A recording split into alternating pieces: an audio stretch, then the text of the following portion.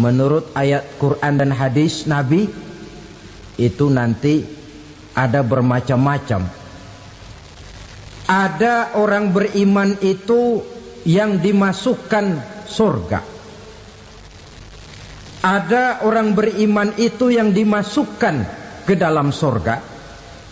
Ada orang beriman itu yang disebut penduduk surga. Kenapa lain-lain, Pak? Karena waktu di dunia amalannya juga lain-lain. Ada orang beriman yang masuk surga. Ini paling murah tiketnya. Mau masuk surga? Kata Nabi begini, ma min abdin qala la ilaha illallah thumma mata ala dhalik illa dakhalal jannah. Kalau seorang hamba sudah mengucap dua kalimat syahadat, dia yakin dengan kebenaran kalimat itu sampai matinya, orang itu akan masuk surga. Abi Dzar yang waktu itu diajak bicara heran, ya Rasul kok gampang betul? Iya. Walaupun orang itu mencuri, iya. Walaupun orang itu berzina, iya. Biar dia mencuri, biar dia berzina, kalau dia sudah mengucap dua kalimat syahadat, dia yakin dengan kebenaran kalimat itu sampai matinya, itu orang akan masuk surga. Jadi masuk surga cukup dua kalimat syahadat, yakin sampai mati, masuk surga. Itu perkara masuk. Tapi kalau pertanyaannya diterusin, masuknya kapan, Pak? Nah, ini lain lagi urusannya. Sebab ada yang masuknya itu langsung, ada yang mampir dulu. Di sana tempat cuma dua, kalau tidak surga, neraka. Mau ke surga tapi mampir dulu, yang mampirnya jelas di neraka. Kenapa? Dalam hadis qudsi ada riwayat, nanti itu di akhirat, setelah Allah selesai mengatur penduduk surga masuk surga, yang neraka masuk neraka, Allah berkata kepada malaikat Malik, malaikat Malik, labaik ya Allah. Itu bajingan-bajingan tengik, manusia-manusia durjana yang waktu di dunia tidak mau sujud, jauh dari ulama, gemar melakukan yang munkarat dan maksiat, hidup di tengah masyarakat selalu jadi bibit keonaran, kufur, sudah masuk neraka semua. Sudah ya Allah. Nah, kalau sudah, coba sekarang kamu masuk, Malik. Saya, iya,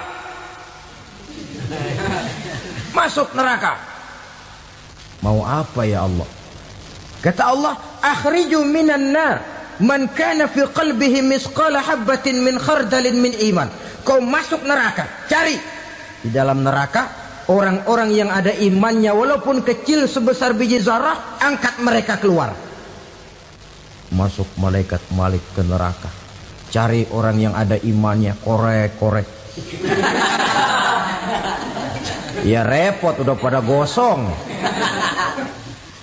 Yang ada imannya diangkat ke atas, yang ada imannya diangkat ke atas, lalu dimandikan di Nahrul Hayat, namanya sungai kehidupan di akhirat nanti. Cakep lagi rupanya, bersih lagi wajahnya, apel di hadapan Allah. Kata Allah, bagaimana mas? Kapok nggak sampean? Kapok ya Allah. Nah, kalau kapok, idhab fadkhulil jannah, pergi masuk surga sana. Berangkat mereka ke surga, ketemu sama teman-temannya yang udah sampai lebih dulu, yang nggak pakai mampir lagi. Terjadi dialog. Kata teman-temannya yang udah pada nyampe duluan, mas, iya, emang baru sampai? Saya baru sampai. Memang mampir di mana dulu mas? Kita sudah lama sampai di surga. Saudara buka surah Al-Muddatsir ayat 34-35. Ma salakakum fis saqar? Kenapa kamu mampir di neraka Saqar? Qalu lam naku minal musallin. Mereka menjawab, kami mampir di neraka Saqar mas, gara-gara dulunya kami waktu di dunia ndak pernah sholat. Ndak pernah sholat? Ndak pernah. Kan rumahnya dekat masjid. Cuma dekat doang mas. Sholat mah enggak saya. Enggak pernah ngasih makan fakir miskin, enggak pernah hadir di majelis taklim, pendeknya enggak pernah melakukan kebajikan, maka saya pun mampir di neraka sakor. Untung betul saya punya iman mas sedikit. Waktu hidup di dunia dulu saya pernah mengucap 2 kalimat syahadat, sekali-kalinya waktu mau kawin. Masya Allah. Untung saja kawin, kalau nggak kawin polos.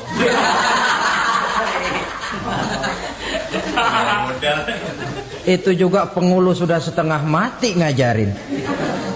Asyhadu alla, asyaduaan, asyaduaan.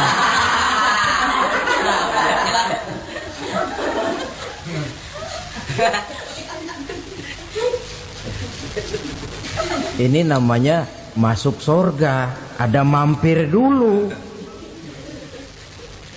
Ada pula orang mukmin itu yang dimasukkan surga. Namanya dimasukkan kan terima beres. Saya masuk ke rumah, jalan sendiri, cari tempat sendiri. Saya dimasukkan ke dalam rumah, terima beres. Pokok ada di dalam, itu dimasukkan namanya. Nggak pakai mampir. Tapi tentu tiketnya lebih mahal ketimbang yang pertama tadi. Apa kata Allah? Innal ladzina amanu wa amilus salihat la ukaffiranna anhum sayyi'atihim wa la udkhilannahum jannah. Sesungguhnya orang-orang yang beriman kemudian beramal soleh, kami hapuskan segala dosa dan kesalahannya, kami masukkan mereka ke dalam surga. Lihat ayatnya, Allah yang memasukkan, kita yang dimasukkan. Tidak pakai transit, tidak usah mampir. Cuma tidak cukup syahadat, tidak cukup amanu, tapi diiringi dengan wa'amilus salih. Iman, amal. Tidak cukup syahadat, lalu dibuktikan dia sholat, dia zakat, puasa, lalu dia melakukan berbagai macam kebajikan. Ini yang menyebabkan dia tidak pakai mampir di tempat yang bernama sakor. Lalu ada pula orang mukmin itu yang disebut penduduk sorga. Wah, ini sudah VIP ini. Ashabul jannah, penduduk sorga. Siapa mereka? Kata Allah, innal ladzina amanu summa istaqamu fala khaufun alaihim wala hum yahzanun ulaika ashabul jannah hum fiha khalidun. Sesungguhnya orang-orang yang beriman lalu istiqamah, tetap dalam melaksanakan perintah Allah, tidak goyah, tidak labil tapi stabil, istiqamah, mereka tidak takut dan tidak bersedih hati. Merekalah penduduk surga. Iman, istiqamah. Tidak punya duit, sembayang. Banyak duit, sembayang. Miskin, sembayang. Kaya, tetap sembayang. Istiqamah. Kadang orang kalau susah rajin ke masjid, banyak duitnya ngelihat masjid melengos. Waktu miskin hamba Allah, setelah kaya jadi hamba harta. Bergeser, tidak ada nilai istiqomahnya. Saudara-saudara, dengan begitu penduduk neraka itu dua. Ada penduduk permanen, ada penduduk yang semi permanen. Yang semi permanen orang-orang beriman yang mempunyai dosa besar. Mereka masuk ke neraka untuk menerima azab sesuai dengan dosanya. Bila selesai masa azab itu, mereka akan diangkat untuk ditempatkan kembali ke dalam surganya Allah Subhanahu wa ta'ala. Nah, dikala itulah saudara-saudara, ada yang disebut syafaat dari Rasulullah Sallallahu Alaihi Wasallam. Tapi tentu jangan lupa, syafaat ini ibarat kain menambal dia. Kita punya kain bolong-bolong sedikit, syafaat yang menambal. Solat kita ada kurang dikit, sedekah kita ada campur riak dikit, amalan kita ada tidak karena Allah dikit, kita berharap syafaat. Jadi biarlah kain masih bolong-bolong, yang penting punya kain. Tapi kalau kainnya tidak ada, yang ditambal apanya? Sholat tidak, puasa tidak, zakat tidak, berharap syafaat saja. Ya, terlalu berlebihan itu. Saudara hadirin yang saya hormati, apabila selesai proses penghisaban, proses penghitungan, maka dikala itulah manusia terbagi dalam dua kelompok besar. Fariqun fil jannah wa fariqun fis sa'ir. Sekelompok orang-orang beruntung yang masuk ke dalam surga, dan sekelompok lagi masuk ke dalam neraka. Ibu-ibu, saudara-saudara kaum muslimin rahimakumullah, pada pertemuan yang lalu sudah saya jelaskan bahwa hidup selalu berakhir dengan kematian. Apabila datang kematian menimpa seseorang, datanglah kiamat baginya. Itu yang disebut dengan kiamat kecil. Hakikatnya mati adalah perpindahan dari kehidupan di dunia ini menuju kehidupan di alam barzakh. Menunggu kita di alam barzakh sampai datangnya saat kiamat. Entah 10 tahun, entah 100 tahun, entah 1000 tahun, hanya Allah saja yang maha tahu. Adapun orang-orang beriman yang melakukan amal kebajikan dalam kehidupan di dunia ini, masa penantian yang lama di alam barzakh buat mereka sebentar saja. Tetapi bagi orang-orang kafir yang ingkar, yang tidak beriman kepada Allah, yang hidup di dunia cuma menumpuk-numpuk dosa, tentu penantian di alam barzakh akan merupakan waktu yang sangat lama. Bukankah dalam kehidupan kita waktu itu memang relatif? Contoh misalnya, bagi pemuda-pemudi yang sedang duduk asyik memadu cinta, waktu 4-5 jam saja rasanya cuma 4-5 menit. Tenggelam oleh keasikan. Tapi buat orang yang berbaring di rumah sakit, meratap di balik-balik apa itu tembok derita kata lagu, di balik dinding-dinding penjara, sehari bagai seminggu, seminggu rasa sebulan, sebulan boleh jadi rasa setahun. Penantian yang sangat lama. Kapan kiamat itu akan datang? Ini rahasia Allah. Jangankan kita yang orang awam, baginda Nabi sendiri tidak diberitahu oleh Allah kapan kiamat itu akan terjadi. Tetapi sungguh pun demikian, banyak hadis-hadis yang menjelaskan ciri atau tanda-tanda datangnya kiamat. Nah, kalau sudah bicara soal tanda, tanda kiamat itu ada dua. Pertama yang disebut alamatus sughra, tanda-tanda kecil. Ini waktunya masih ada tenggang. Ada yang dinamakan alamatul kubra, tanda-tanda besar. Artinya kiamat sudah diambang pintu. Apa tanda-tanda kecil dari datangnya hari kiamat itu? Misalnya kata Nabi, apabila ilmu sudah diangkat oleh Allah. Artinya apabila ulama sudah banyak wafat, minat orang belajar agama berkurang, lalu kebodohan nampak merajalela di mana-mana, zina dikerjakan secara terbuka, minuman-minuman keras jadi kebanggaan, itu termasuk di antara tanda-tanda kecil terjadinya hari kiamat.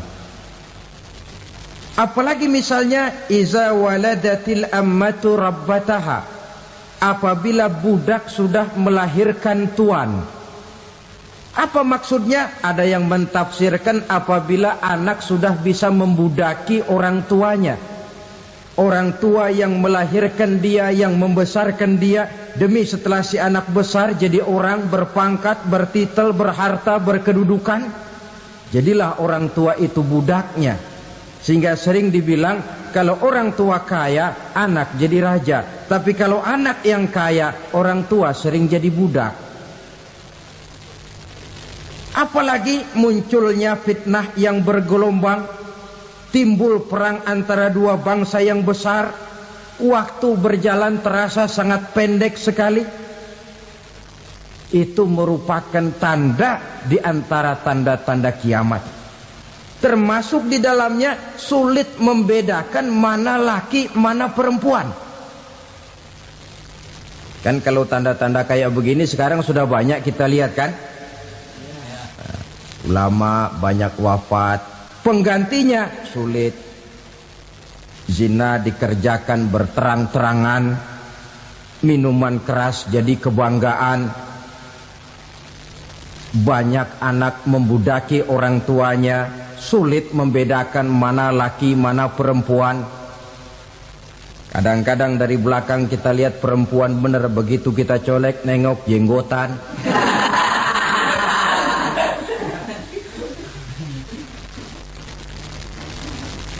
Ini termasuk tanda-tanda kecil, masih ada tenggang sampai akan terjadinya kiamat itu. Nah, yang dimaksud dengan tanda-tanda besar, ini tanda besar artinya kiamat sudah diambang pintu. Pertama, matahari terbit dari sebelah barat. Apabila matahari sudah terbit dari arah sebelah barat, tertutuplah sudah pintu taubat. Bersabda Nabi kita, la taqumus sa'atu hatta tatlu'a syamsu min maghribiha. Tidak akan datang hari kiamat sampai matahari terbit dari arah sebelah barat. Fa iza tala'at, manakala matahari telah terbit dari arah sebelah barat, wara'ahan nasu, manusia banyak menyaksikan itu, amanu ajma'un, mereka pun lalu beriman. Yang tadinya kafir, yang tadinya ingkar, yang tadinya membangkang, setelah melihat matahari terbit dari sebelah barat, buru-buru beriman, berlomba-lomba mengucap dua kalimat syahadat. Tapi apa yang terjadi? Kata Nabi, wadzalika hina la yanfa'u nafsan imanuha lam takun amanat min qabl. Hari itu adalah hari yang iman sudah tidak berguna lagi bagi seseorang apabila sebelumnya memang dia tidak pernah beriman.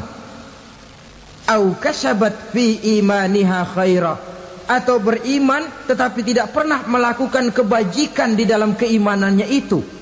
Hari yang sudah kasib, hari yang sudah terlambat, beriman tidak akan ada gunanya lagi.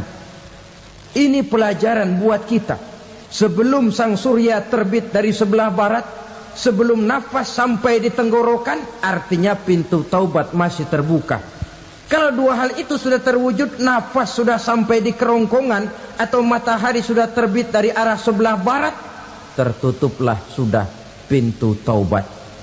Tak ada lagi gunanya pangkat, jabatan, harta, bahkan beriman pun dalam suasana macam itu too late, kata orang Kulon. Sudah terlambat. Matahari terbit dari arah sebelah barat, itu tanda besar, artinya kiamat sudah diambang pintu. Lalu apalagi tanda besar? Munculnya Dajjal. Dajjal artinya pendusta-pendusta yang menyesatkan manusia. Ada dua macam Dajjal, saudara. Ada Dajjal kecil.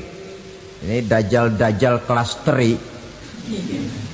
Kalau ini sejak zaman Rasulullah sudah ada itu. Tiap zaman ada.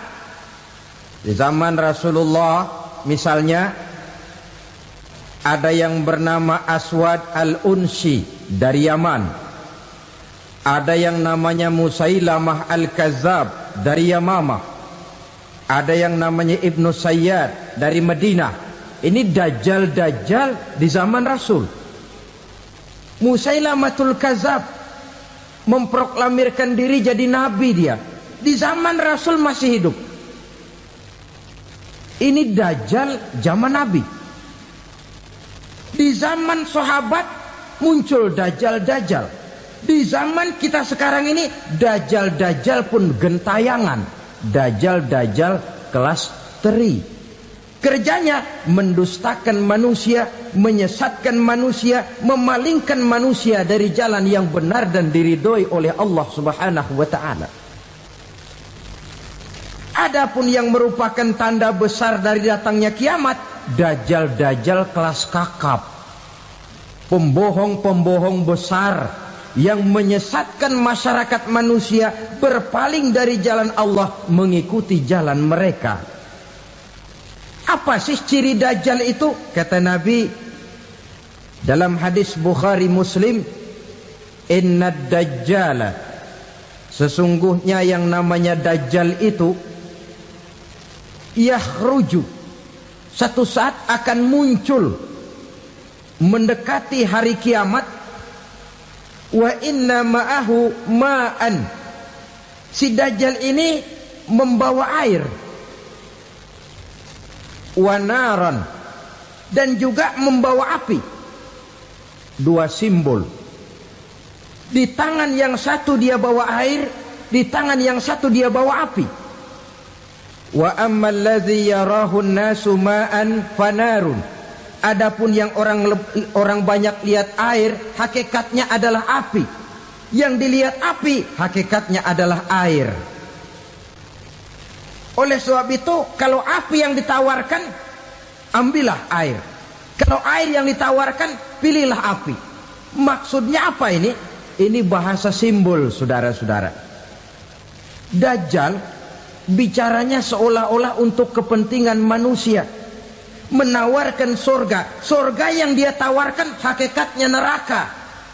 Hai manusia, kalau kau mau bahagia, jangan dekat-dekat dengan agama. Solat itu tidak efektif dan efisien, tidak produktif dari segi ekonomi itu. Menghadiri majelis taklim cuma buang-buang waktu. Tahajud, tasbih, tahlil, baca Quran, apa itu? Pekerjaan mubazir saja. Hidup ini cuma sekali, masa yang cuma sekali, manfaatkan dengan sebaik-baiknya. Mumpung, dibawanya sifat mumpung tetapi dalam pengertian yang sangat negatif. Bicaranya seolah-olah untuk kepentingan manusia, tetapi sebenarnya menjerumuskan manusia. Menawarkan air, tapi sebenarnya api. Menawarkan api, tapi hakikatnya air. Buat apa kamu sholat? Buat apa kamu bayar zakat? Buat apa kamu puasa? Surga yang dicanangkan dajjal, hakikatnya neraka. Neraka yang digambarkan dajjal, pada dasarnya adalah surga. Jadi memutarbalikkan fakta itu kerjaan dajjal. Yang hak jadi batil, yang batil dibilang hak, yang benar jadi salah, yang salah malah jadi benar. Tuntunan disuruh jadi tontonan, tontonan malah menjadi tuntunan. Itu pekerjaan dajjal profesinya. Zamannya Nabi Adam, dajjalnya kan iblis. Betul? Betul. Apa sih gang kerayuan iblis itu? Allah setelah menciptakan Nabi Adam kan bilang, Adam, kau dan istrimu Hawa tinggal di surga ini. Seluruh fasilitas yang ada di surga persilahkan kau nikmati. Satu yang tidak boleh, jangan coba-coba dekati pohon khuldi. Dekat saja jangan, apalagi sampai memetiknya. Datang dajjal yang namanya iblis ini. Adam, kamu tahu nggak kenapa tidak boleh makan buah khuldi? Ya nggak tahu, pokoknya saya dilarang. Bodoh kamu Dam. Khuldun artinya kekal. Kalau kamu makan itu buah, kau akan kekal di surga buat selamanya. Allah tidak kepengen, maka dilarang kamu makan buah khuldi. Kalau kau ingin kekal di surga Adam, makan saja. Saya bicara begini ini untuk kepentingan kamu Adam. Ini kan ciri-ciri Dajjal. Bicaranya sih seolah-olah untuk kepentingan Nabi Adam, hakikat sebenarnya menjerumuskan Nabi Adam supaya ingkar dan melanggar larangan dari Allah Subhanahu wa ta'ala. Jadi setelah muncul Dajjal, timbul kekacauan-kekacauan di masyarakat. Banyak yang terpengaruh, terpedaya dan terpesona. Termasuk mereka yang memproklamirkan diri jadi nabi. Mereka yang memproklamirkan diri jadi rasul di zaman sesudah Rasulullah wafat, itu adalah Dajjal-Dajjal.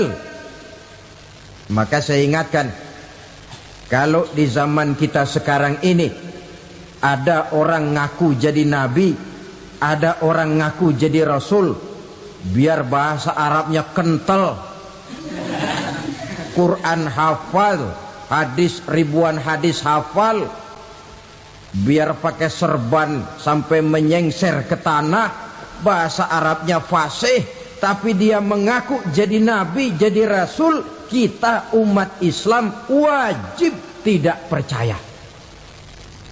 Wajib untuk tidak percaya. Itulah Dajjal-Dajjal zaman kita sekarang ini. Tidak mustahil mereka datang mempengaruhi orang awam supaya berpaling dari Rasulullah, mengikuti mereka.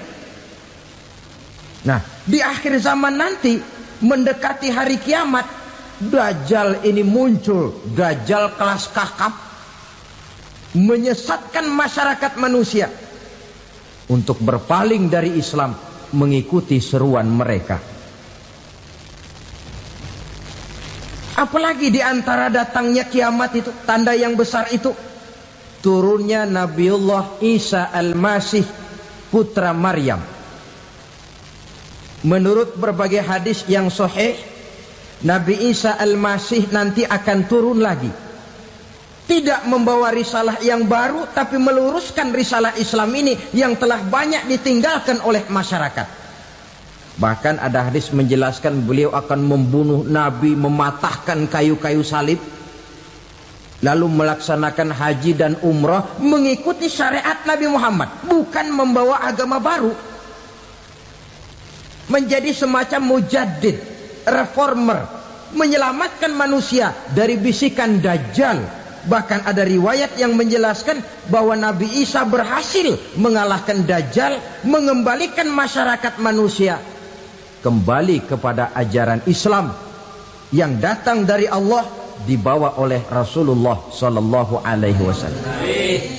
Dengan kata lain, turunnya Nabi Isa bukan sebagai Nabi dan Rasul baru, tetapi mengikuti syariat Nabi kita Muhammad Sallallahu Alaihi Wasallam.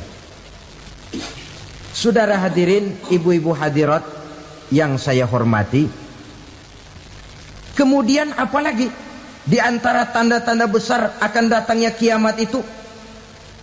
Keluarnya asap atau awan.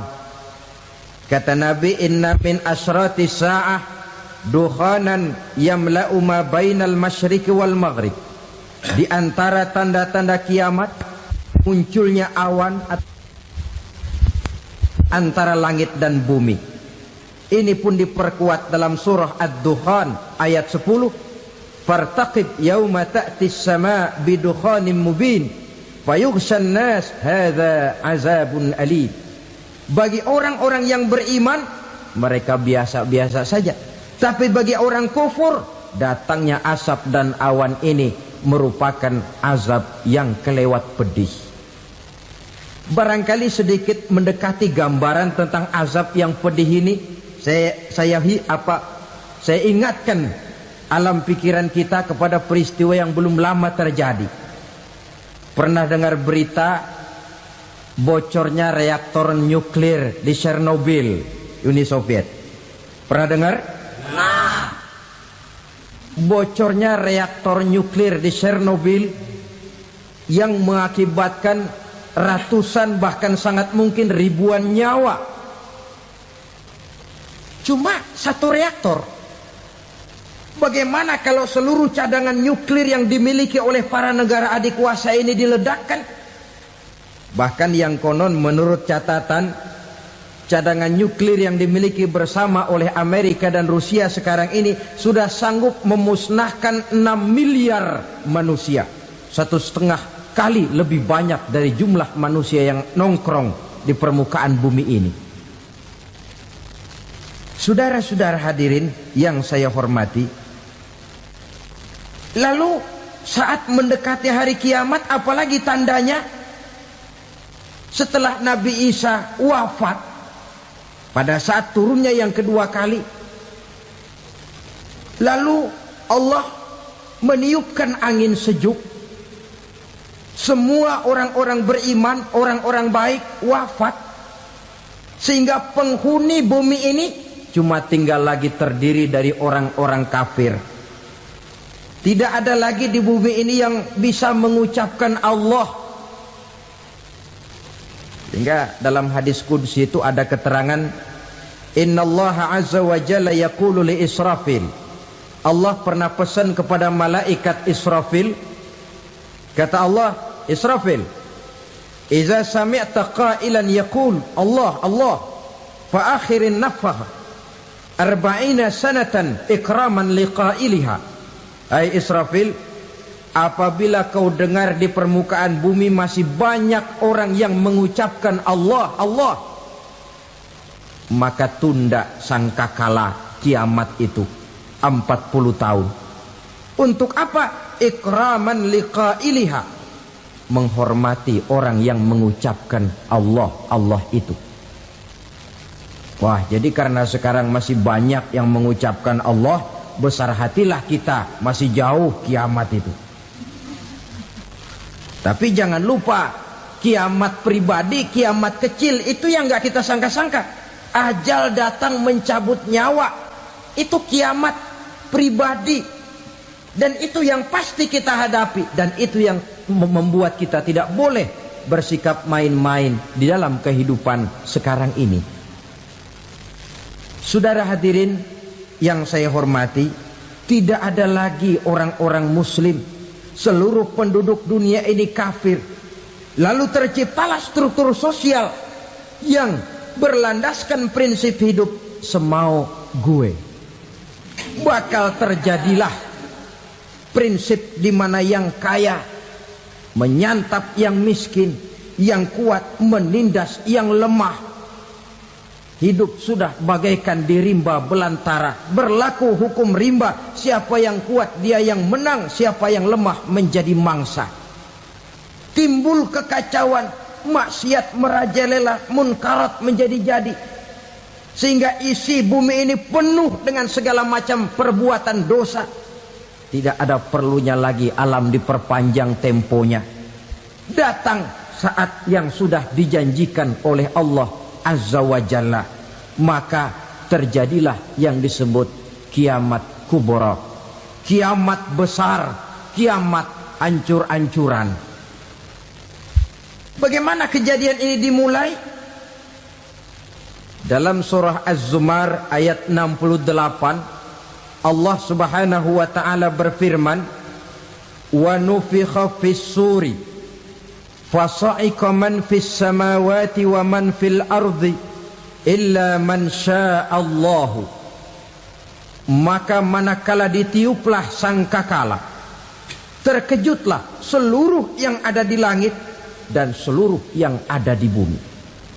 Bila saat kiamat datang, Allah perintah malaikat Israfil, Israfil, tiup sangkakalamu. Ditiuplah sangkakala oleh malaikat Israfil. Yang akibat daripada tiupan itu, seluruh yang ada di langit, seluruh yang ada di permukaan bumi terkejut. Yang ada di langit siapa? Malaikat kan. Bayangin aja kalau malaikat kaget, apalagi kita. Terkejut seluruh makhluk yang ada di bumi, yang ada di langit mendengar suara sangkakala itu. Bunyinya tidak sanggup kita bayangkan dahsyatnya. Ledakan nuklir, ledakan neutron, belum apa-apa ketimbang bunyi sangkakala malaikat Israfil ini.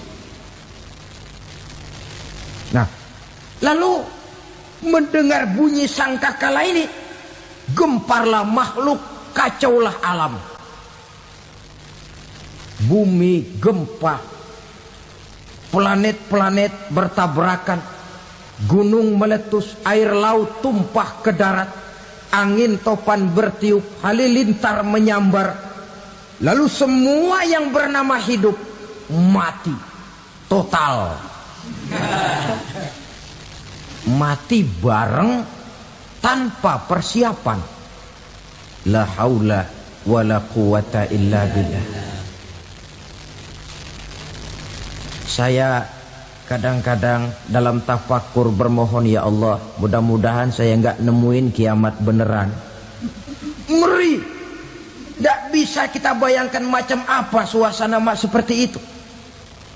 Allah saja banyak memberikan gambaran, misalnya Al-Qari'ah, wa mal qari'ah, wa ma adraka mal qari'ah. Kejadian yang menggemparkan. Tahukah kamu apa kejadian yang menggemparkan itu? Yauma yakunun nasu kal farasil mabsus wa takunul jibalu kal ihnil manfus. Pada saat itu manusia berterbangan bagai kupu-kupu, gunung berterbangan seperti kapas ditiup angin. Gunung saja macam kapas, konon lagi manusia. Kematian total, mulai semut sampai gajah mati, jin mati, iblis mati, malaikat mati. Malaikat saja mati. Saudara hadirin yang saya hormati, kematian total yang tanpa persiapan. Orang bilang, Pak, kalau mati bareng begitu yang repot malaikat maut dong ya. Cabut sana, cabut sini. Itu kalau menurut logika kita, mestinya begitu menurut logika. Tapi logika juga yang nggak perlu serepot itu.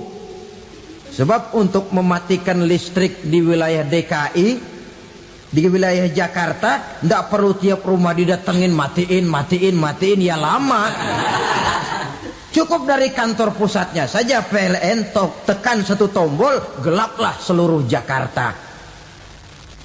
Saudara hadirin yang saya hormati, kematian total.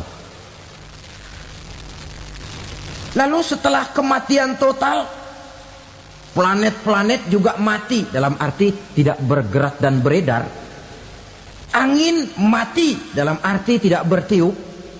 Air mati, dalam arti tidak ada riak gelombang. Pokoknya semua mati. Kullu nafsin za'iqatul maut. Semua yang bernafas mati. Dalam ayat lain, kullu man 'alaiha fan. Semua yang ada di permukaan bumi fana.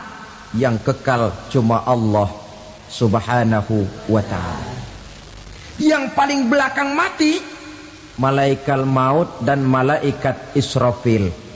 Tapi mati juga sesuai dengan janji Allah. 10 lamanya. Tidak dijelaskan oleh Abi Hurairah 40 jam, apa 40 hari, apa 40 tahun. Hadis-hadis cuma menyebutkan 40 saja. Sunyi alam, yang tinggal cuma Allah saja lagi. Ketika itu Allah berseru-seru, katanya, limanil mulkul yauma. Siapa para penguasa hari ini? Mana itu raja-raja dan penguasa yang dulu mengaku jadi Tuhan? Fir'aun. Mana Fir'aun sekarang? Yang dulu jadi raja, merasa berhasil, sombong, lalu tidak mau turun-turun dari kekuasaannya, sampai kepada puncak kekurang ajarannya mengangkat diri jadi Tuhan. Mana itu Fir'aun? Namrus. Mana sekarang Namrus? La ilaha illa ana. Ternyata tidak ada Tuhan lain selain daripada aku, kata Allah. Proses kemudian, saudara-saudara, turunlah hujan dari langit. 40 lamanya hujan itu. Tidak jelas juga 40 jam apa 40 hari. Setelah air turun membasahi, datanglah tiupan sangkakala yang kedua. Semua yang bernama mati bangkit dari kuburnya masing-masing. Ini yang disebut Yaumul Ba'thi, hari kebangkitan. Allahu Akbar. Pada saat kita bangkit dari kubur kita masing-masing, kumpul di padang mahsyar namanya. Bayangin aja, saya sendiri nggak sanggup bayangin. Manusia sejak zaman Adam sampai zaman kiamat kumpul bareng di tempat sama. Berapa banyaknya itu?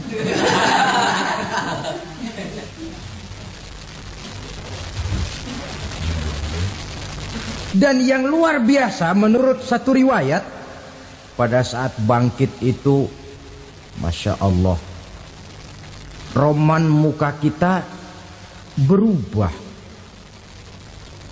disesuaikan dengan amalan kita waktu di dunia ini.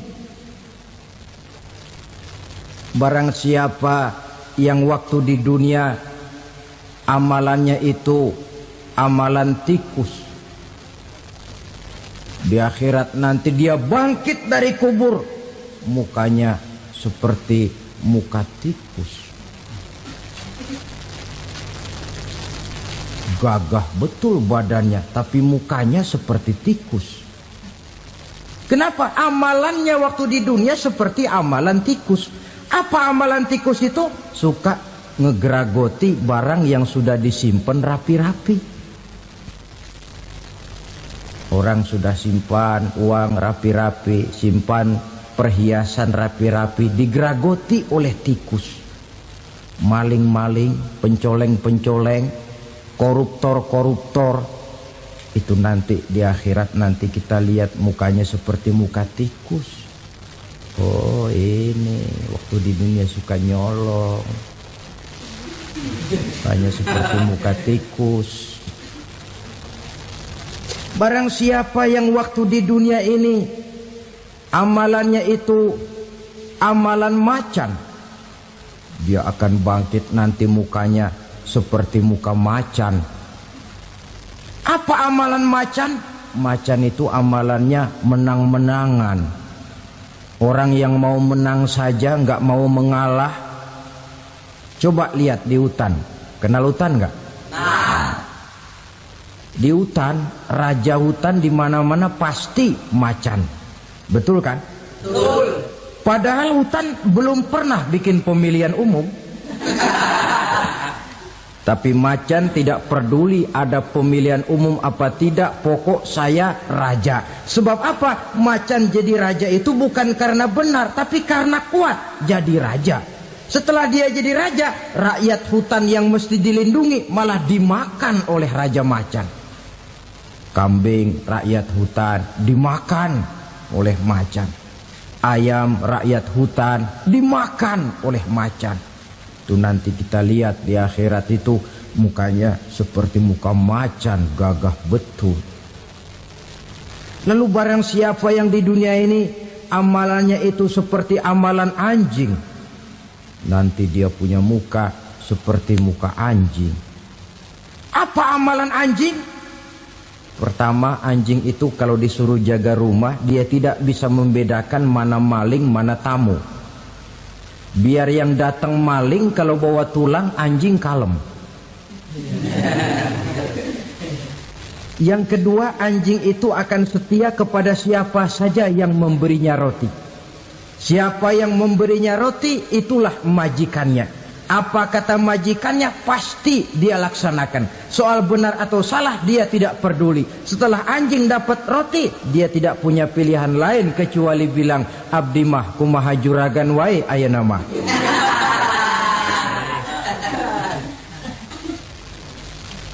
Saudara hadirin yang saya hormati, berkumpul di padang mahsyar, tiap orang sibuk dengan persoalannya masing-masing. Matahari waktu itu didekatkan oleh Allah. Panas luar biasa. Ada yang saking panasnya itu mencucurkan peluh keringat sampai sebatas mata kakinya. Ada yang keringatnya sampai sedengkulnya. Ada yang keringatnya sampai sepusatnya. Ada yang keringatnya mengalir sampai sebahunya. Ada yang kelelap oleh keringatnya sendiri, sementara orang di sampingnya nggak apa-apa. Bergantung lagi amalan dia waktu di dunia ini. Saudara-saudara, sebagian orang dalam kepanikan padang mahsyar berombong-rombong datang mereka menghadap Nabi Adam. Ya Adam, anta abal bashar. Hai Adam, Tuhan adalah bapak moyang manusia. Kami sebentar lagi akan disidang, dimintakan pertanggungan jawab. Tolonglah kami, hai Adam. Kata Nabi Adam, jangankan nolongin sampean, saya sendiri tanggung jawab di hadapan Allah ketika dulu tidak boleh makan khuldi, saya serobot. Sudahlah, urus diri masing-masing saja, nafsi. Begitu kata Nabi Nuh, begitu kata Nabi Ibrahim. Tiap orang bertanggung jawab sendiri-sendiri. Ketika itulah saudara-saudara, nikmatnya menjadi umat Nabi besar Muhammad sallallahu alaihi wasallam. Sebab apa? Walaupun menurut abjad kita ini umat paling belakang, paling belakang kita ini toh, karena Nabi Muhammad adalah Nabi akhir. Tapi akan dihisap lebih dulu, lewat di atas sirat lebih dulu, masuk surga lebih dahulu ketimbang umat-umat belakangan. Ketika Rasul mendekati ajal, beliau tanyakan itu kepada malaikat Jibril. Malaikat Jibril berkata, Muhammad jangan khawatir, Allah sudah berjanji, inni haramtul jannata ala sairil anbiya hatta tadkhulaha anta, wa haramtuha ala sairil umami hatta tadkhulaha ummatuka. Surga aku haramkan buat seluruh nabi kecuali kalau engkau Muhammad sudah masuk ke dalamnya, dan surga aku haramkan buat seluruh umat kecuali kalau umatmu Muhammad sudah masuk ke dalamnya.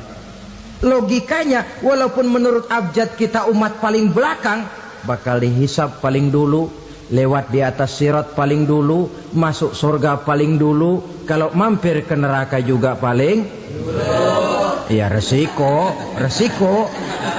Jangan mau enaknya aja paling dulu. Saudara hadirin yang saya hormati, setelah masa kebangkitan itu jangan dikira begitu bangkit langsung diperiksa. Masih menunggu menanti ribuan tahun perhitungan padang mahsyar untuk sampai kepada proses yang disebut yaumul hisab, hari perhitungan.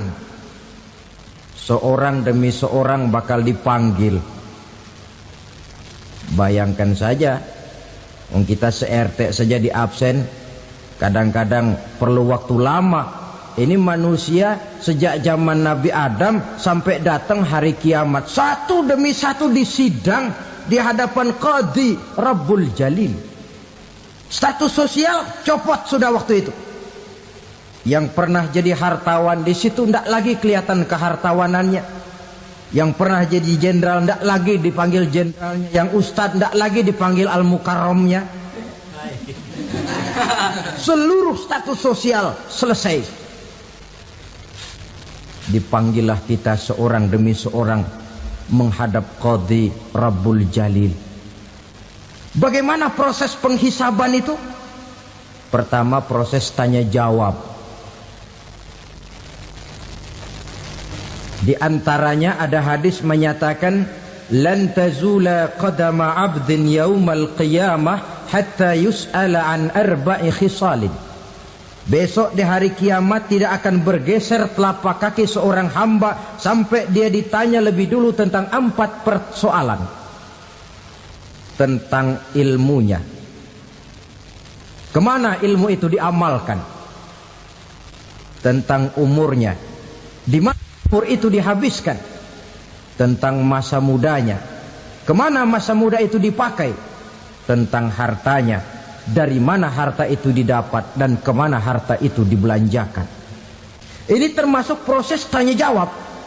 Jadi kalau istilah pengadilan dunia, nama Fulan bin Fulan.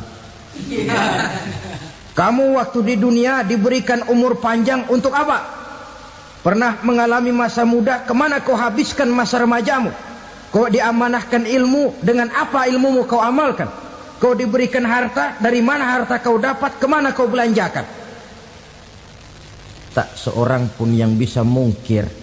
Sebab apa? Dikala itu yang menjadi saksi bukan orang. Yang menjadi saksi adalah seluruh anggota badan kita. Tangan bicara, kaki jadi saksi terhadap seluruh amalan yang pernah kita kerjakan pada saat kehidupan di alam dunia ini. Selesai proses tanya jawab, lalu diperlihatkan buku catatan kita waktu hidup di dunia ini. Jangan lupa Allah itu menyiapkan 2 superkomputer kepada kita. Sebelah ditempelin sebelah kanan, yang sebelah tempelin di sebelah kiri. Komputer itu namanya Raqib dan Atid. 2 malaikat yang apabila baik kita lakukan, refleks saja akan menulis kebajikan kita. Jahat kita kerjakan, akan tertulis. Catatan itu nanti diperlihatkan kepada kita. Waduh, alangkah malunya pada saat diperlihatkan catatan kita, buku rapot kita merah melulu. Barangkali diperiksa sambil diomelin, brengsek lo. Buku merah melulu begini, bagaimana waktu hidup di dunia? Tidak cukup diperlihatkan buku catatan kehidupan, rekaman kehidupan. Rekaman kehidupan kita secara utuh sejak terlahir sampai ajal datang merenggut nyawa. Barangkali mirip dengan video sekarang ini, di mana terekam dengan baik seluruh kegiatan kita, sejak yang sekecil-kecilnya sampai kepada yang sebesar-besarnya. Untuk kemudian kita pun menerima balasan. In khairan fa khairun wa in syarran fa syarrun. Kalau baik ya baik balasannya, kalau jahat ya jahat juga balasannya. Catatan-catatan kita diberikan. Kalau banyak kebajikannya diberikan di tangan kanan dengan cara yang halus. Kalau banyak kejahatannya diberikan dari sebelah kiri atau dilempar dari belakang. Itulah sebabnya sejak di dunia ini kita sudah mohon kepada Allah. Ketika berwudu membasuh tangan kanan, apa kita bilang? Allahumma a'tini kitabi biyamini wa hasibni hisaban yasira. Ya Allah, berikan saya kitab di tangan kanan, dan kalau saya memang perlu dihisap, hisaplah saya yang seringan-ringannya. Tangan kiri berlindung kita kepada Allah, jangan sampai diberikan kitab di tangan kiri atau dari arah sebelah belakang. Wa a'udzubika an tu'tiya kitabi bishimali aw min wara'i zuhri, dari arah sebelah belakang. Na'udzubillah min dzalik. Setelah selesai lewat proses penghisaban, lewat mizan, timbangan, maka yang sudah selesai dihisab itu bergeraklah menuju sirat, jembatan yang terbentang menuju surga melalui neraka. Saudara-saudara, panjangnya perjalanan sirat itu memakan waktu ratusan tahun. Tetapi orang yang lewat di atas sirat pun macam-macam, bergantung amalannya ketika di dunia ini. Ada yang lewat di atas sirat itu kalbarkil khatib, seperti kilat yang menyambar, lep, sudah sampai dia di surga. Cepat bukan main. Ada yang lewat di atas sirat itu seperti orang lari-lari. Ada yang lewat di atas sirat itu seperti orang jalan biasa. Ada yang sambil merangkak, ada yang sambil ngesor, ada yang sambil gelayutan, ada yang selamat sampai ke ujung ke surga, ada yang tergelincir jatuh masuk ke dalam neraka, bergantung amalannya dalam kehidupan di dunia sekarang ini. Tiap kita akan melewati yang namanya sirat ini. Saudara-saudara kaum muslimin yang saya hormati, dengan demikian mereka yang selamat melalui sirat sampai ke terminal akhir surga, mereka yang ketika dihisab ternyata banyak kejahatannya daripada kebaikannya, mereka singgah di dalam neraka. Nah, adapun orang-orang yang beriman menurut ayat Quran dan hadis Nabi itu nanti ada bermacam-macam. Ada orang beriman itu yang dimasukkan surga. Ada orang beriman itu yang dimasukkan ke dalam surga. Ada orang beriman itu yang disebut penduduk surga. Kenapa lain-lain, Pak? Karena waktu di dunia amalannya juga lain-lain. Ada orang beriman yang masuk surga. Ini paling murah tiketnya. Mau masuk surga? Kata Nabi begini, ma min abdin qala la ilaha illallah thumma mata ala dhalik illa dakhalal jannah. Kalau seorang hamba sudah mengucap dua kalimat syahadat, dia yakin dengan kebenaran kalimat itu sampai matinya, orang itu akan masuk surga. Abi Dzar yang waktu itu diajak bicara heran, ya Rasul kok gampang betul? Iya. Walaupun orang itu mencuri, iya. Walaupun orang itu berzina, iya. Biar dia mencuri, biar dia berzina, kalau dia sudah mengucap dua kalimat syahadat, dia yakin dengan kebenaran kalimat itu sampai matinya, itu orang akan masuk surga. Jadi masuk surga cukup dua kalimat syahadat, yakin sampai mati, masuk surga. Itu perkara masuk. Tapi kalau pertanyaannya diterusin, masuknya kapan, Pak? Nah, ini lain lagi urusannya. Sebab ada yang masuknya itu langsung, ada yang mampir dulu. Di sana tempat cuma dua, kalau tidak surga, neraka. Mau ke surga tapi mampir dulu, yang mampirnya jelas di neraka. Kenapa? Dalam hadis qudsi ada riwayat, nanti itu di akhirat, setelah Allah selesai mengatur penduduk surga masuk surga, yang neraka masuk neraka, Allah berkata kepada malaikat Malik, malaikat Malik, labaik ya Allah.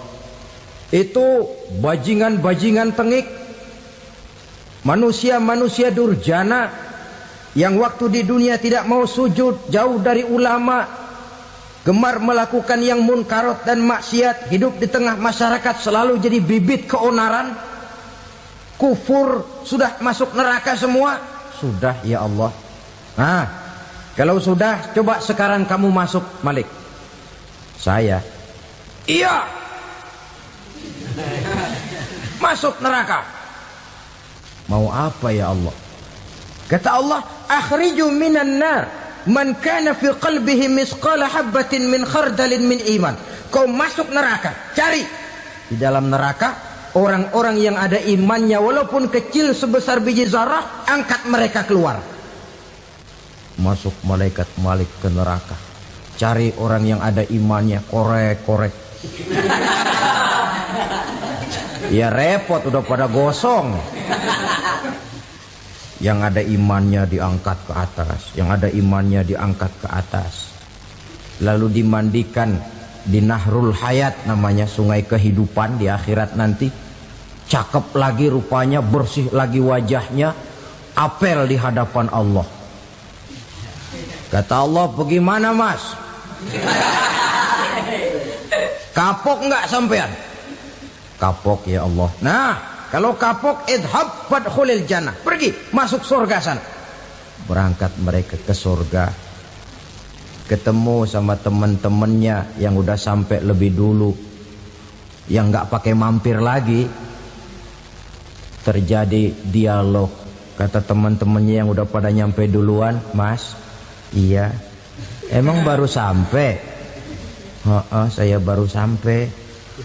"Memang mampir di mana dulu, Mas? Kita sudah lama sampai di surga." Saudara buka surah Al-Muddatsir ayat 34-35. "Ma salakakum fis saqar?" Kenapa kamu mampir di neraka Saqar? Qalu lam naku minal musallin. Mereka menjawab, kami mampir di neraka Saqar, Mas, gara-gara dulunya kami waktu di dunia tidak pernah sholat. Tidak pernah sholat? Tidak pernah. Kan rumahnya dekat masjid. Cuma dekat doang, Mas. Sholat mah enggak saya. Enggak pernah ngasih makan fakir miskin, enggak pernah hadir di majelis taklim, pendeknya enggak pernah melakukan kebajikan, maka saya pun mampir di neraka Saqar. Untung betul saya punya iman, Mas, sedikit. Waktu hidup di dunia dulu saya pernah mengucap 2 kalimat syahadat, sekali-kalinya waktu mau kawin. Masya Allah. Untung saja kawin, kalau nggak kawin polos.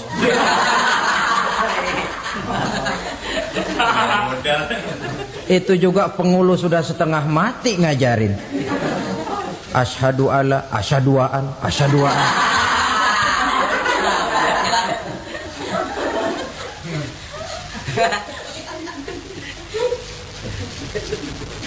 Ini namanya masuk surga, ada mampir dulu. Ada pula orang mukmin itu yang dimasukkan surga. Namanya dimasukkan kan terima beres.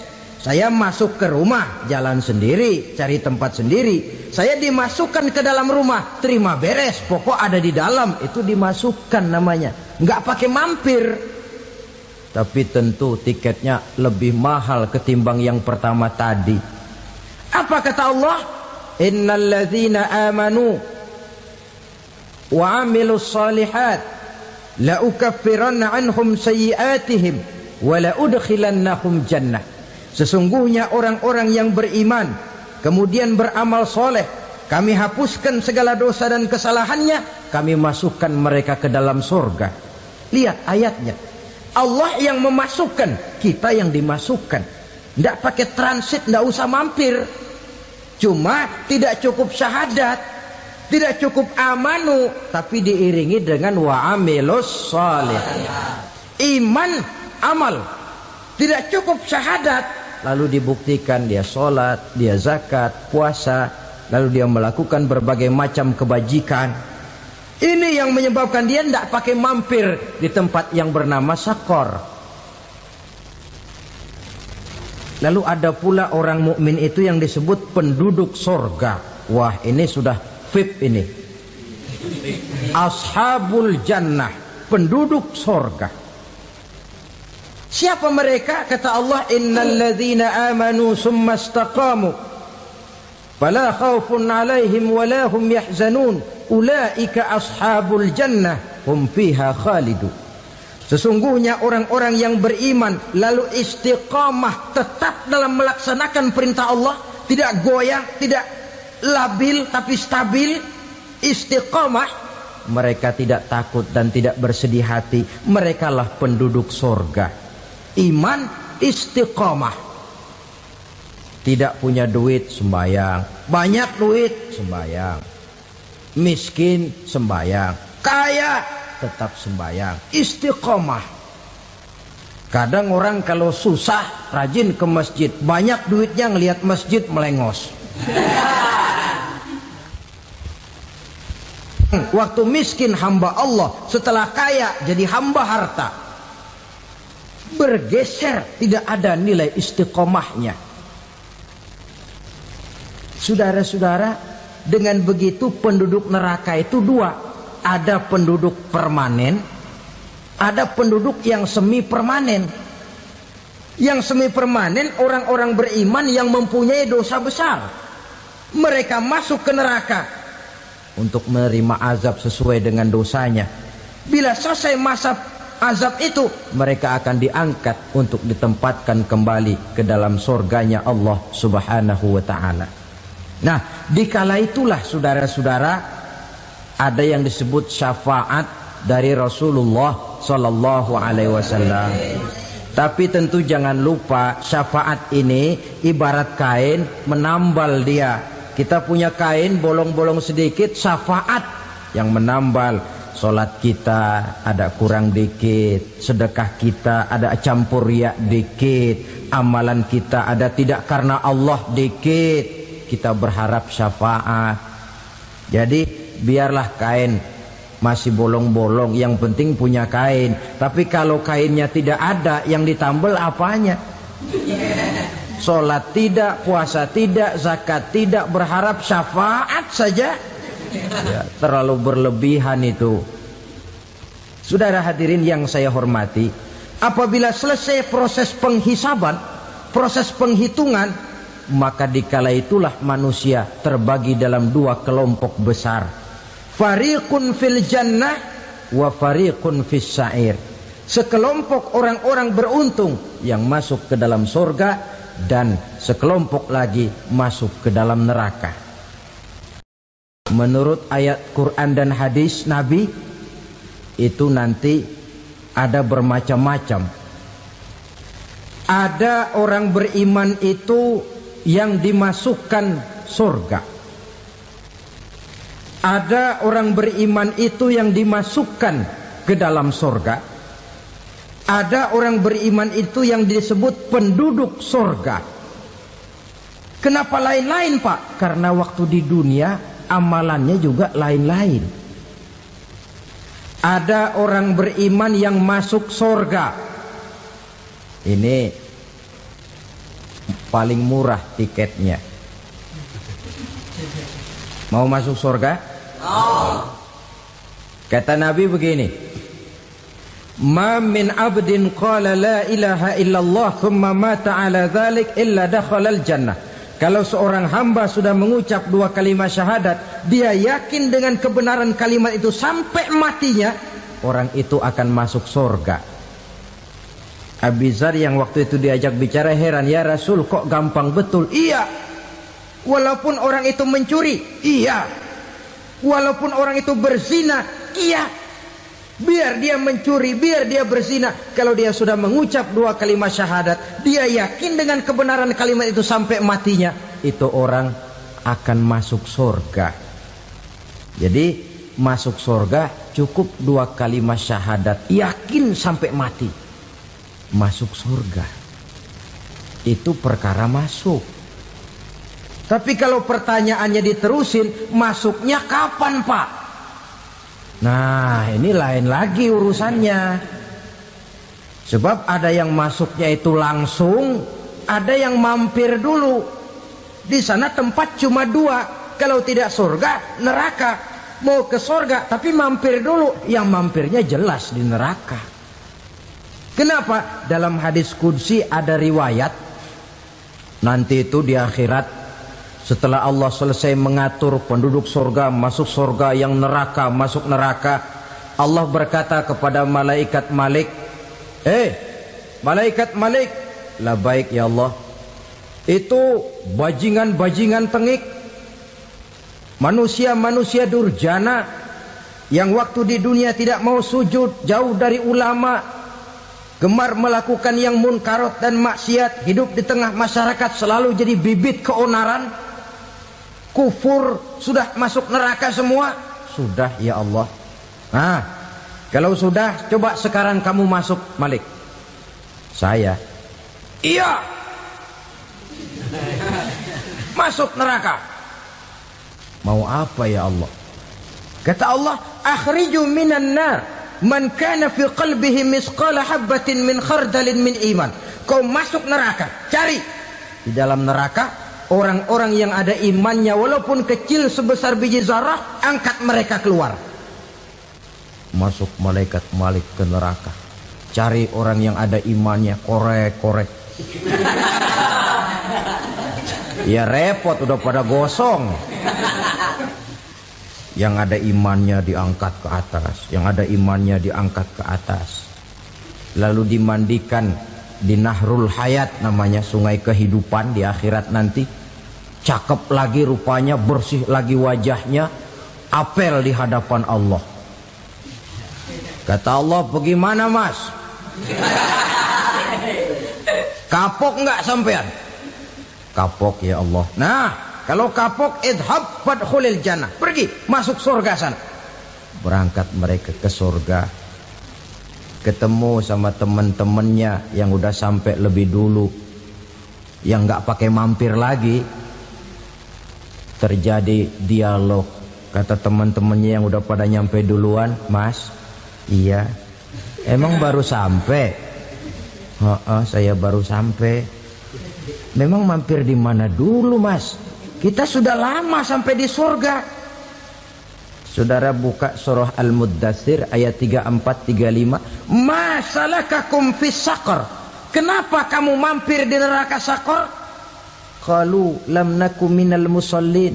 Mereka menjawab, kami mampir di neraka Saqar mas, gara-gara dulunya kami waktu di dunia ndak pernah sholat. Ndak pernah sholat? Ndak pernah. Kan rumahnya dekat masjid, cuma dekat doang mas. Sholat mah enggak saya. Enggak pernah ngasih makan fakir miskin, enggak pernah hadir di majelis taklim, pendeknya enggak pernah melakukan kebajikan. Maka saya pun mampir di neraka Saqar. Untung betul saya punya iman mas, sedikit. Waktu hidup di dunia dulu saya pernah mengucap 2 kalimat syahadat, sekali-kalinya waktu mau kawin. Masya Allah. Untung saja kawin, kalau nggak kawin polos.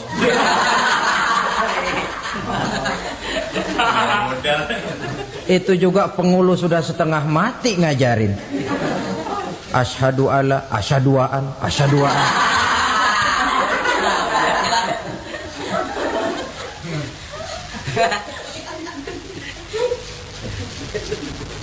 Ini namanya masuk surga, ada mampir dulu. Ada pula orang mukmin itu yang dimasukkan surga. Namanya dimasukkan kan terima beres. Saya masuk ke rumah, jalan sendiri, cari tempat sendiri. Saya dimasukkan ke dalam rumah, terima beres, pokok ada di dalam, itu dimasukkan namanya. Nggak pakai mampir. Tapi tentu tiketnya lebih mahal ketimbang yang pertama tadi. Apa kata Allah? Innal ladzina amanu wa amilus salihat la ukaffiranna anhum sayyi'atihim wa la udkhilannahum jannah. Sesungguhnya orang-orang yang beriman kemudian beramal soleh, kami hapuskan segala dosa dan kesalahannya, kami masukkan mereka ke dalam surga. Lihat ayatnya, Allah yang memasukkan, kita yang dimasukkan. Tidak pakai transit, tidak usah mampir. Cuma tidak cukup syahadat, tidak cukup amanu, tapi diiringi dengan wa'amilus salih. Iman, amal. Tidak cukup syahadat, lalu dibuktikan dia sholat, dia zakat, puasa, lalu dia melakukan berbagai macam kebajikan. Ini yang menyebabkan dia tidak pakai mampir di tempat yang bernama Saqar. Lalu ada pula orang mukmin itu yang disebut penduduk surga. Wah, ini sudah VIP ini. Ashabul jannah, penduduk surga. Siapa mereka? Kata Allah, innal ladzina amanu summa istaqamu fala khaufun 'alaihim wala hum yahzanun ulaika ashabul jannah hum fiha khalidun. Sesungguhnya orang-orang yang beriman lalu istiqamah, tetap dalam melaksanakan perintah Allah, tidak goyah, tidak labil tapi stabil, istiqamah, mereka tidak takut dan tidak bersedih hati. Merekalah penduduk surga. Iman, istiqamah. Tidak punya duit, sembayang. Banyak duit, sembayang. Miskin, sembayang. Kaya, tetap sembayang. Istiqamah. Kadang orang kalau susah rajin ke masjid, banyak duitnya ngelihat masjid melengos. Waktu miskin hamba Allah, setelah kaya jadi hamba harta. bergeser, tidak ada nilai istiqomahnya. Saudara-saudara, dengan begitu penduduk neraka itu dua, ada penduduk permanen, ada penduduk yang semi permanen. Yang semi permanen orang-orang beriman yang mempunyai dosa besar, mereka masuk ke neraka untuk menerima azab sesuai dengan dosanya. Bila selesai masa azab itu, mereka akan diangkat untuk ditempatkan kembali ke dalam surganya Allah Subhanahu wa ta'ala. Nah, dikala itulah saudara-saudara, ada yang disebut syafaat dari Rasulullah Sallallahu Alaihi Wasallam. Tapi tentu jangan lupa, syafaat ini ibarat kain menambal dia. Kita punya kain bolong-bolong sedikit, syafaat yang menambal. Solat kita ada kurang dikit, sedekah kita ada campur riak dikit, amalan kita ada tidak karena Allah dikit, kita berharap syafaat. Jadi biarlah kain masih bolong-bolong, yang penting punya kain. Tapi kalau kainnya tidak ada, yang ditambal apanya? Solat tidak, puasa tidak, zakat tidak, berharap syafaat saja. Ya, terlalu berlebihan itu. Saudara hadirin yang saya hormati, apabila selesai proses penghisaban, proses penghitungan, maka dikala itulah manusia terbagi dalam dua kelompok besar. Fariqun fil jannah wa fariqun fis sa'ir. Sekelompok orang-orang beruntung yang masuk ke dalam surga, dan sekelompok lagi masuk ke dalam neraka. Ibu-ibu, saudara-saudara kaum muslimin rahimakumullah, pada pertemuan yang lalu sudah saya jelaskan bahwa hidup selalu berakhir dengan kematian. Apabila datang kematian menimpa seseorang, datanglah kiamat baginya. Itu yang disebut dengan kiamat kecil. Hakikatnya mati adalah perpindahan dari kehidupan di dunia ini menuju kehidupan di alam barzakh. Menunggu kita di alam barzakh sampai datangnya saat kiamat, entah 10 tahun, entah 100 tahun, entah 1000 tahun, hanya Allah saja yang maha tahu.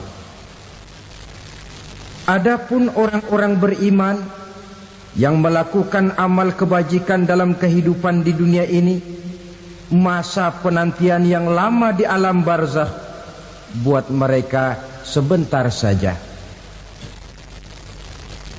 Tetapi bagi orang-orang kafir yang ingkar, yang tidak beriman kepada Allah, yang hidup di dunia cuma menumpuk-numpuk dosa, tentu penantian di alam barzakh akan merupakan waktu yang sangat lama.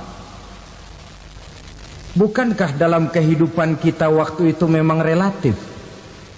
Contoh misalnya, bagi pemuda-pemudi yang sedang duduk asyik memadu cinta, waktu 4-5 jam saja rasanya cuma 4-5 menit. Tenggelam oleh keasikan. Tapi buat orang yang berbaring di rumah sakit, meratap di balik-balik apa itu tembok derita kata lagu, di balik dinding-dinding penjara, sehari bagai seminggu, seminggu rasa sebulan, sebulan boleh jadi rasa setahun. Penantian yang sangat lama. Kapan kiamat itu akan datang? Ini rahasia Allah. Jangankan kita yang orang awam, baginda Nabi sendiri tidak diberitahu oleh Allah kapan kiamat itu akan terjadi. Tetapi sungguh pun demikian, banyak hadis-hadis yang menjelaskan ciri atau tanda-tanda datangnya kiamat. Nah, Kalau sudah bicara soal tanda, tanda kiamat itu ada dua. Pertama yang disebut alamatus sughra, tanda-tanda kecil. Ini waktunya masih ada tenggang. Ada yang dinamakan alamatul kubra, tanda-tanda besar. Artinya kiamat sudah diambang pintu. Apa tanda-tanda kecil dari datangnya hari kiamat itu? Misalnya kata Nabi, apabila ilmu sudah diangkat oleh Allah. Artinya apabila ulama sudah banyak wafat, minat orang belajar agama berkurang, lalu kebodohan nampak merajalela di mana-mana, zina dikerjakan secara terbuka, minuman-minuman keras jadi kebanggaan. Itu termasuk di antara tanda-tanda kecil terjadinya hari kiamat. Apalagi misalnya iza waladatil ammatu rabbataha, apabila budak sudah melahirkan tuan. Apa maksudnya? Ada yang mentafsirkan apabila anak sudah bisa membudaki orang tuanya. Orang tua yang melahirkan dia, yang membesarkan dia, demi setelah si anak besar jadi orang berpangkat, bertitel, berharta, berkedudukan. Jadilah orang tua itu budaknya. Sehingga sering dibilang kalau orang tua kaya, anak jadi raja. Tapi kalau anak yang kaya, orang tua sering jadi budak. Apalagi munculnya fitnah yang bergelombang, timbul perang antara dua bangsa yang besar, waktu berjalan terasa sangat pendek sekali. Itu merupakan tanda di antara tanda-tanda kiamat. Termasuk di dalamnya sulit membedakan mana laki, mana perempuan. Kan kalau tanda-tanda kayak begini sekarang sudah banyak kita lihat kan. Ulama banyak wafat, penggantinya sulit. Zina dikerjakan berterang-terangan, minuman keras jadi kebanggaan, banyak anak membudaki orang tuanya, sulit membedakan mana laki mana perempuan. Kadang-kadang dari belakang kita lihat perempuan bener, begitu kita colek nengok jenggotan.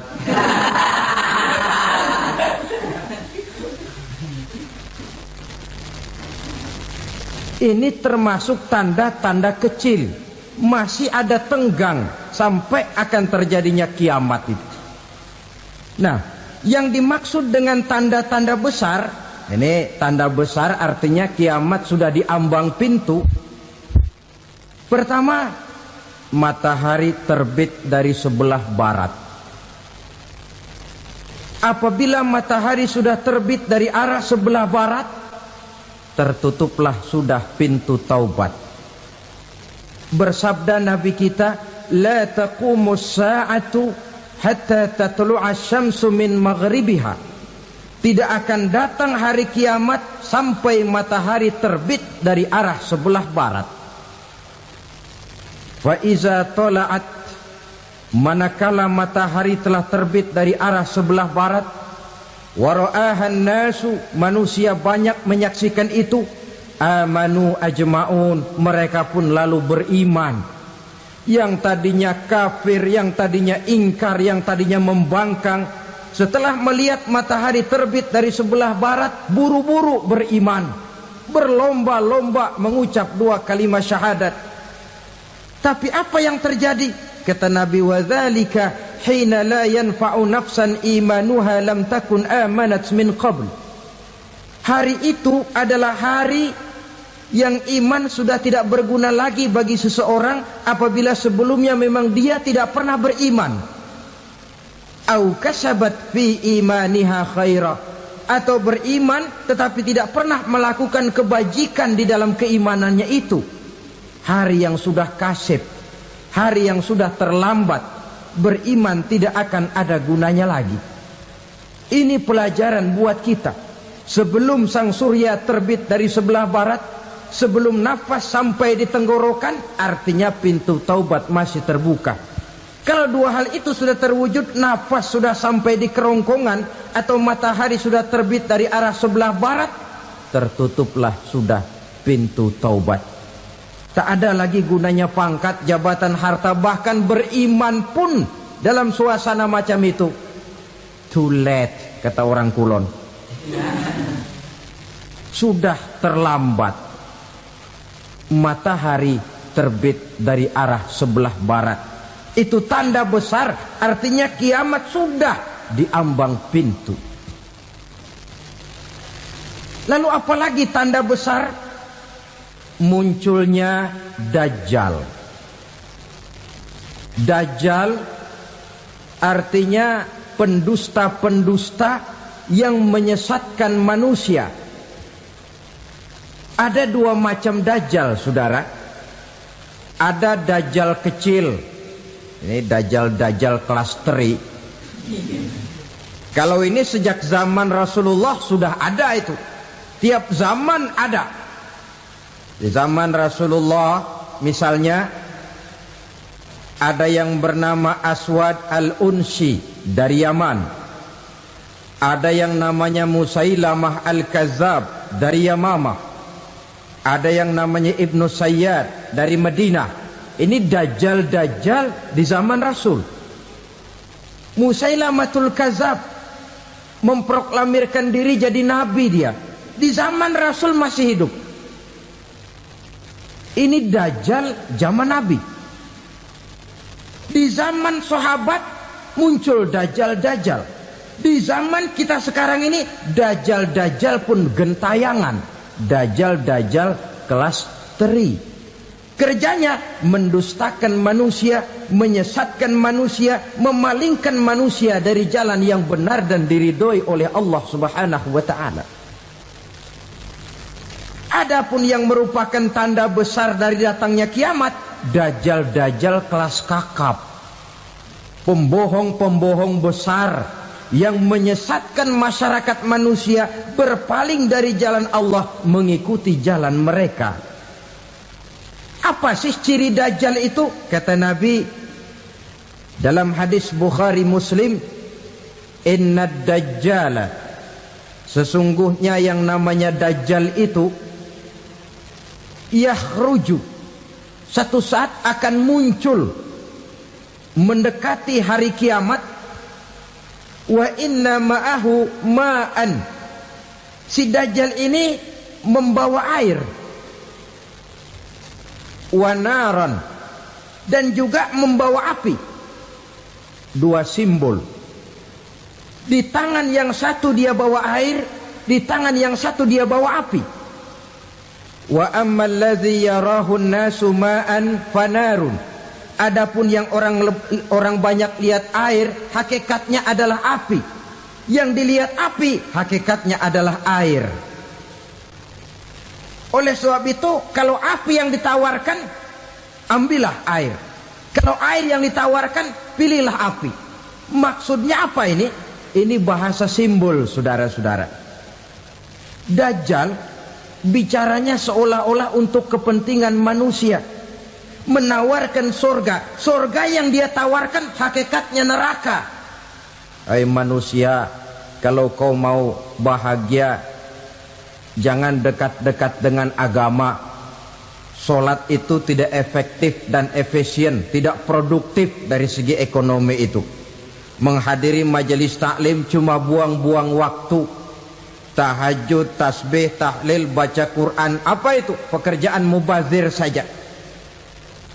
Hidup ini cuma sekali, masa yang cuma sekali, manfaatkan dengan sebaik-baiknya. Mumpung. Dibawanya sifat mumpung, tetapi dalam pengertian yang sangat negatif. Bicaranya seolah-olah untuk kepentingan manusia, tetapi sebenarnya menjerumuskan manusia. Menawarkan air, tapi sebenarnya api. Menawarkan api, tapi hakikatnya air. Buat apa kamu sholat? Buat apa kamu bayar zakat? Buat apa kamu puasa? Surga yang dicanangkan Dajjal, hakikatnya neraka. Neraka yang digambarkan Dajjal, pada dasarnya adalah surga. Jadi memutarbalikkan fakta itu kerjaan Dajjal. Yang hak jadi batil, yang batil dibilang hak, yang benar jadi salah, yang salah malah jadi benar. Tuntunan disuruh jadi tontonan, tontonan malah menjadi tuntunan. Itu pekerjaan Dajjal profesinya. Zamannya Nabi Adam, Dajjalnya kan iblis. Betul? Betul. Apa sih gang kerayuan iblis itu? Allah setelah menciptakan Nabi Adam kan bilang, Adam, kau dan istrimu Hawa tinggal di surga ini. Seluruh fasilitas yang ada di surga persilahkan kau nikmati. Satu yang tidak boleh, jangan coba-coba dekati pohon khuldi. Dekat saja jangan, apalagi sampai memetiknya.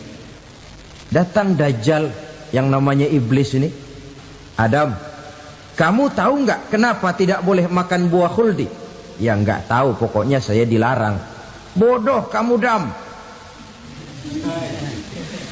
Khuldun artinya kekal. Kalau kamu makan itu buah, kau akan kekal di surga buat selamanya. Allah tidak kepengen, maka dilarang kamu makan buah khuldi. Kalau kau ingin kekal di surga Adam, makan saja. Saya bicara begini ini untuk kepentingan kamu Adam. Ini kan ciri-ciri Dajjal. Bicaranya sih seolah-olah untuk kepentingan Nabi Adam, hakikat sebenarnya menjerumuskan Nabi Adam supaya ingkar dan melanggar larangan dari Allah Subhanahu wa ta'ala. Jadi setelah muncul Dajjal, timbul kekacauan-kekacauan di masyarakat. Banyak yang terpengaruh, terpedaya dan terpesona. Termasuk mereka yang memproklamirkan diri jadi nabi. Mereka yang memproklamirkan diri jadi rasul di zaman sesudah Rasulullah